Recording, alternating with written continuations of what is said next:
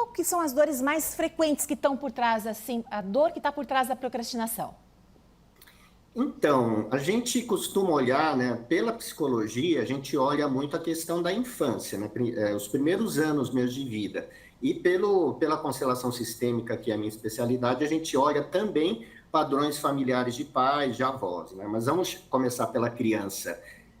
Momentos assim onde a criança fez qualquer besteira, por exemplo, ela pôs a mamadeira do irmão para ferver, esqueceu, a mamadeira derreteu porque ela foi brincar e ela leva uma bronca daquela, né? Ela vai para de castigo. São momentos que, como ela não entendia exatamente o processo, ela fica assustada, né? Então, isso são marcas. Podem ser coisas simples, né?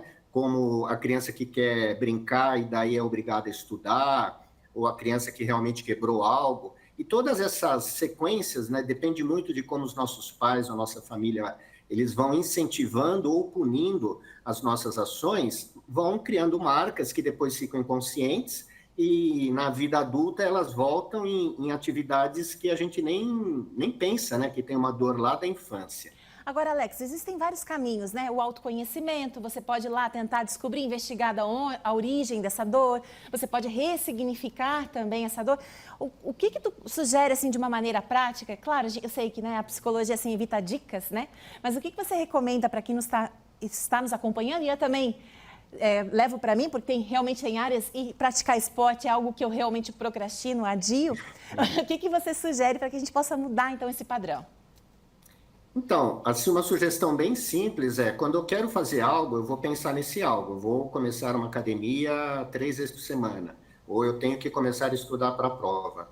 Aí a gente começa a perceber internamente que tipo de dor, de sentimento ou de pensamento começa a surgir quando eu coloco esse projeto para fazer, né? Então, por exemplo, pode vir medo, ou começa a vir uma frase, você não vai conseguir, você não dá certo, você não consegue, alguma coisa assim.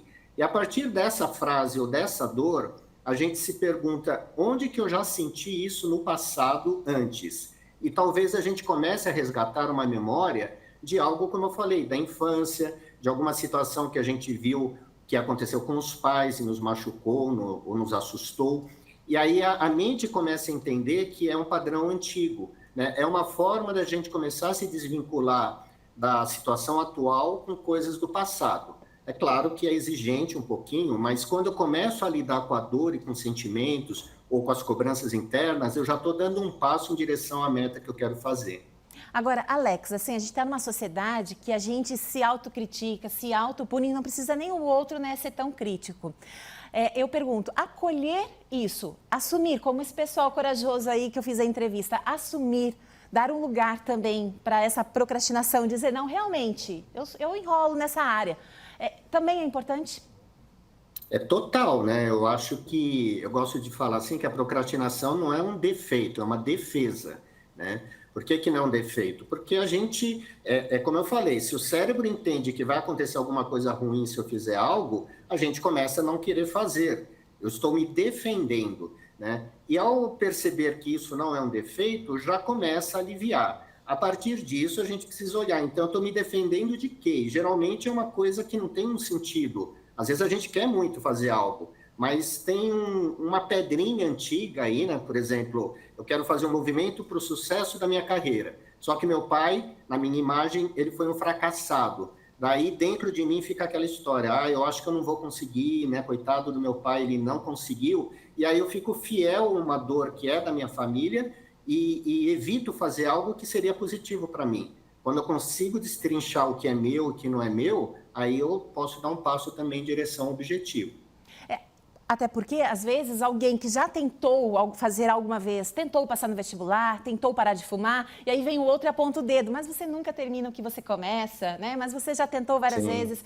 Também é algo que mexe muito ali, a pessoa tem que estar muito firme também no propósito, né? Sim, em geral as pessoas elas colocam as expectativas não realizadas delas, principalmente se são pessoas íntimas, em cima de alguém. Então, aquilo que eu não consegui fazer, eu olho para o outro e eu posso ou tentar empurrar ele que faça por mim, ou ficar criticando porque eu também não consegui, né? Então, a gente tem que aprender a discernir, né? Que eu sou eu, os outros são os outros, até numa entrevista a pessoa falou, eu tenho que olhar o que é importante para mim. E é exatamente essa pergunta. Isso realmente é uma coisa importante para mim? E aí, aquilo que é importante eu vou conseguir fazer com mais facilidade. Perfeito. Então, assim, só para reforçar essa questão, assim, olhar o que é importante para mim e também olhar para onde eu estou fugindo, né? Isso também é uma Sim, informação sim. muito importante. Como ela disse, rede social quando a gente vê, está no piloto automático já. Sim, e é um padrão adquirido, né? Então a mente ela fala, isso daqui vai dar ruim, isso daqui não é legal, eu vou buscar uma distração. É um padrão aprendido. Possivelmente essa pessoa, assim como todos nós, eu também me incluo, a gente vai fugindo para a rede social, vai fugindo para o futebol, vai fugindo para algum lugar. Só que o que acontece? Essa fuga, ela começa a gerar uma ansiedade grande, uma sensação de culpa grande. Então, é importante observar que, se eu continuar nesse padrão, eu estou criando infelicidade para mim. Em algum momento, eu vou ter que realmente encarar por que eu estou fugindo, se é importante o objetivo, colocar os tempos de descanso também. Então, a gente pode e deve descansar, pode ficar na rede social, mas desde que a gente estabeleça, não seja uma fuga. E aí a gente vai organizando o nosso dia, né? Sensacional. Alex Possato, receba nosso abraço aqui de Joinville. Muito obrigada pela sua participação aqui no Ver Mais.